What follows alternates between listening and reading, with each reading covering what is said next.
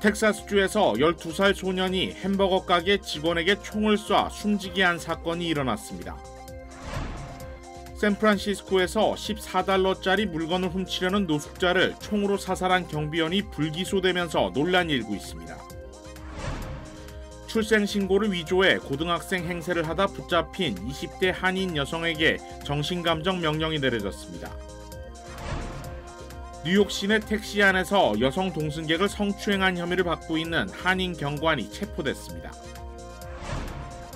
코로나 비상사태 해제 후 지자체의 지원을 받은 한국 기업들의 미주 지역 진출이 활성화되고 있습니다.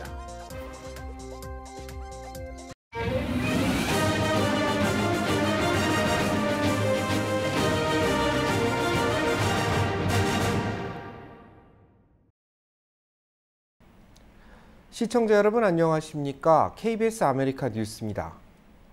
바이든 대통령이 오늘 의회 지도자들과 다시 만나 국가부채 한도를 늘리기 위한 2차 회담을 가졌습니다. 하지만 협상에는 실패했습니다.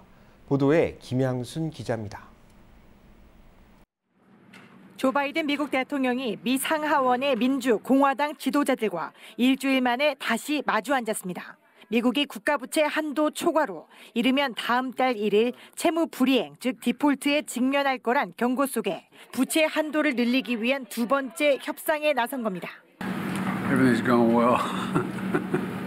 Anyway,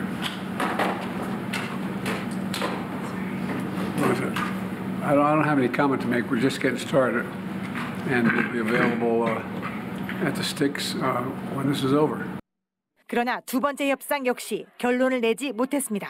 조건 없이 부채 한도를 늘려야 한다는 백악관과 사회복지 프로그램의 지출을 먼저 삭감해야 한다는 야당, 미 공화당의 입장은 여전히 평행선을 달렸습니다.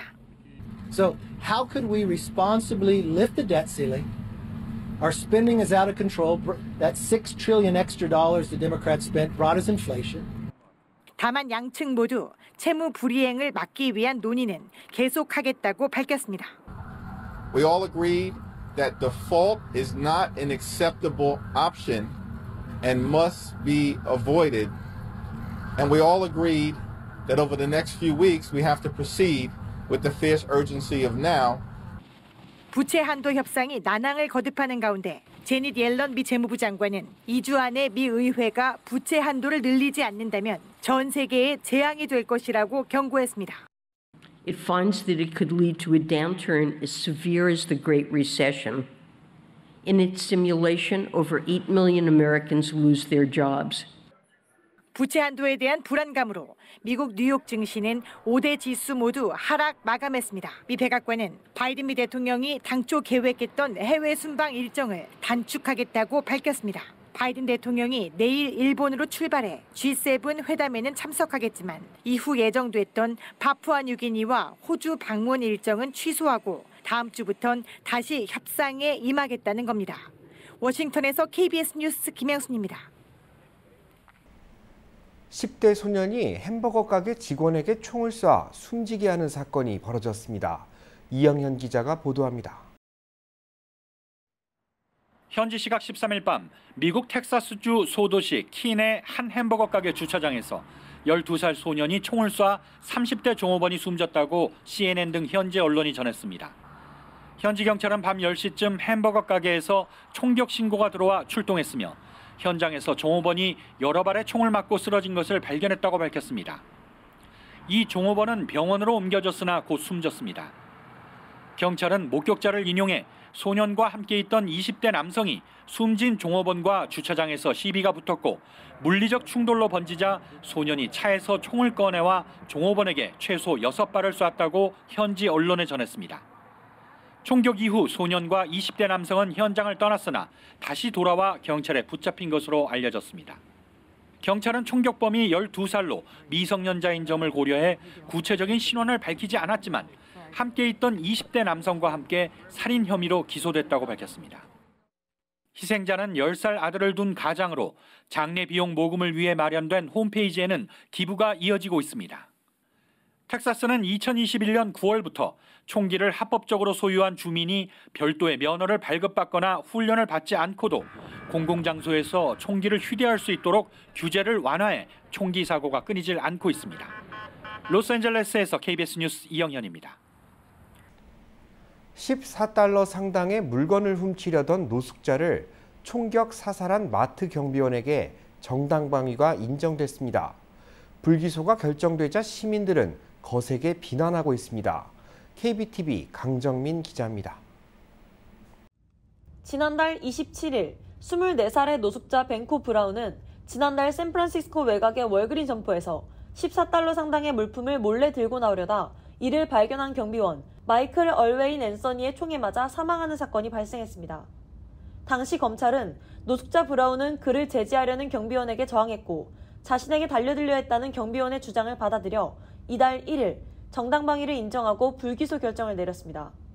브룩 젠킨스 검사의 불기소 결정은 노숙자가 문제가 되고 있는 샌프란시스코에서 거센 비난을 불러일으켰습니다.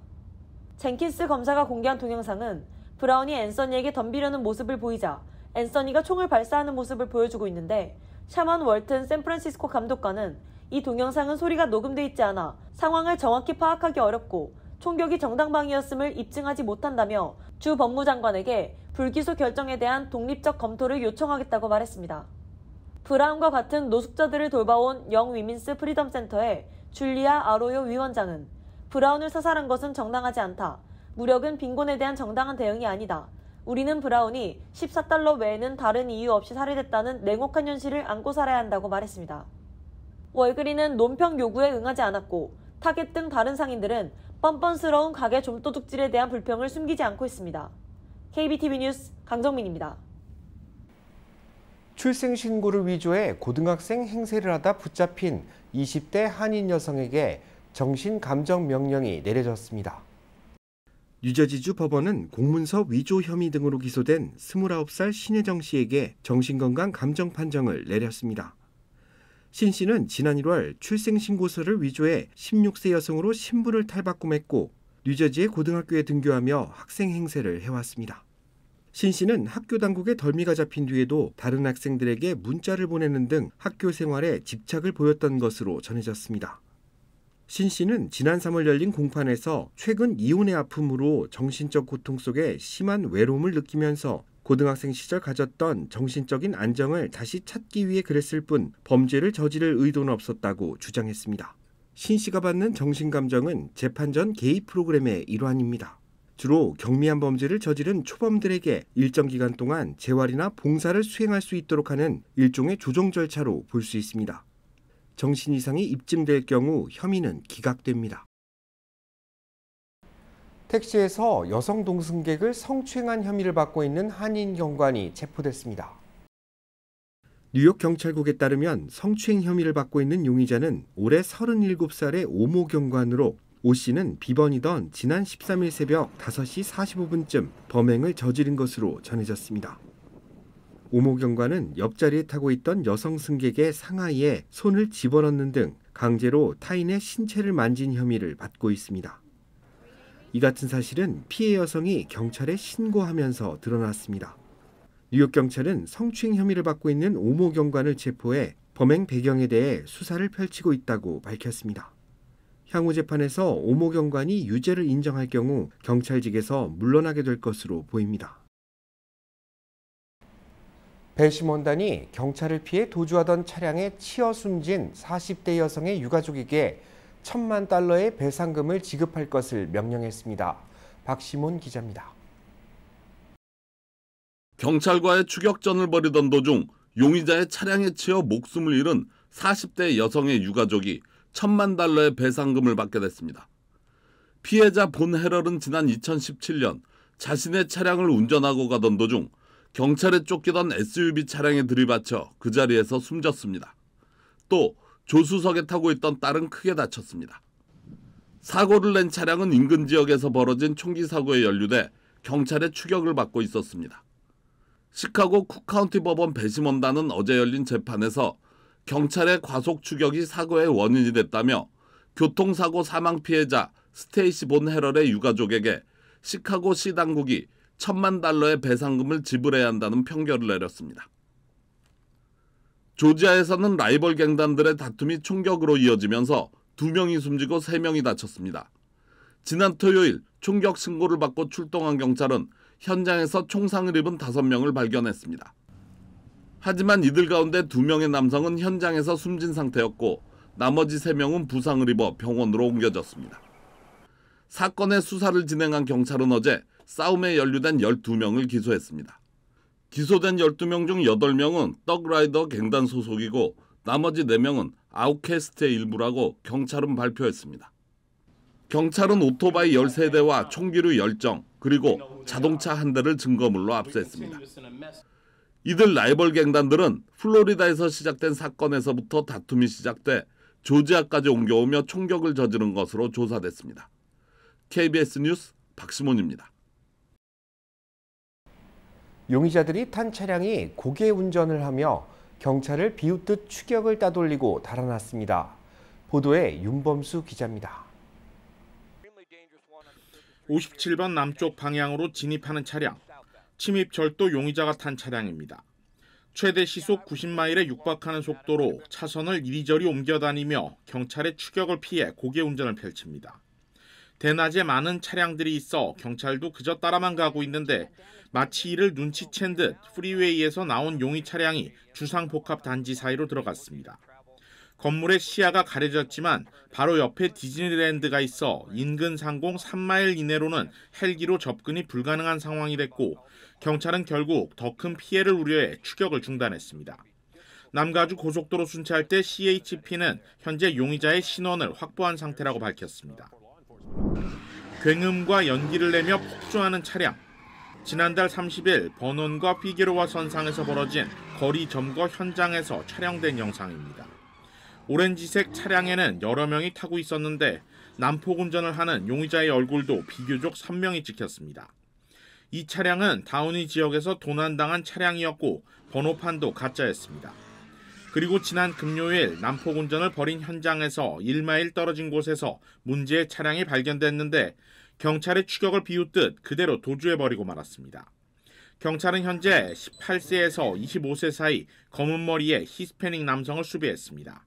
KBS 뉴스 윤범수입니다.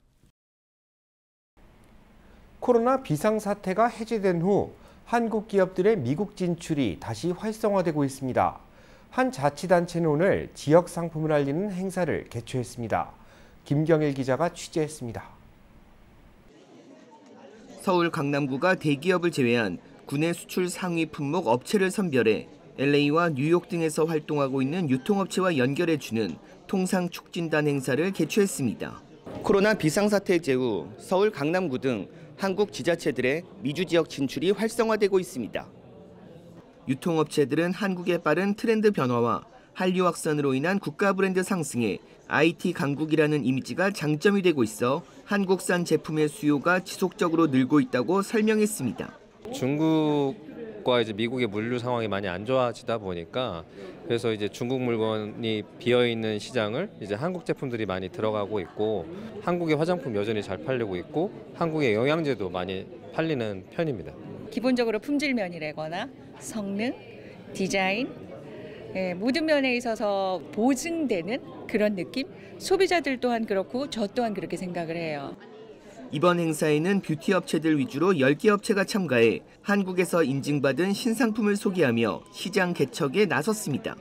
미용 학원이랑 뷰티 제품, 반영구 화장 제품이랑 제가 반영구 기계 머신을 갖고 왔거든요. 요즘에 한국에서도 많이 핫한 부분이었고 또 미국에서 지금 인터뷰 하시는 바이어 분들도 너무 이제 관심 있게 들어주셔가지고 저도 이제 되게 즐겁게 지금 상담을 하고 있어서.